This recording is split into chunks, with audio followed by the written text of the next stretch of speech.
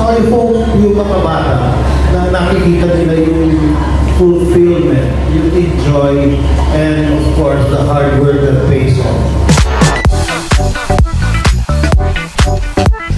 Alam nyo, at 7 years old, I was already acting. So now I'm turning 64. So in a span of 56 years, my body of work is nasa acting. Half of my life, or a lifetime na, nasa acting. And every year, tuloy-tuloy yun, hanggang ngayon. Ang nagustuhan ko lang, I still enjoy it. I still have fun doing it. This is my career na I chose. So, dapat enjoy mo. Hindi ito trabaho. It's part of my life already.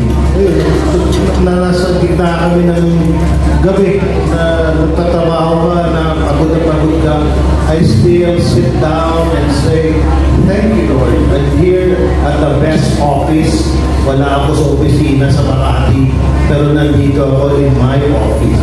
So I hope yung mga bata na nakikita nila yung fulfillment, yung enjoy, and of course, the hard work that pays off. And yun yung mga gusto ko eh. Love your job. According kay Tito Vic Silayan, na nagtrabaho kami sa Karnal, which is my day before. Lagi niya ako tinatawag. You know, Iho, you should love your job, and your job will love you back. So, natandaan ko yun, tinatandaan ko lagi yun, na hanggang ngayon, I'm not doing what I'm doing, and I don't think I will retire from this, pero maliban na lang kung, physically you cannot do it anymore, but I hope it translates to the young generation na, mahalin yung trabaho nyo, yung trabaho nyo, mahalin kayo ng trabaho nyo.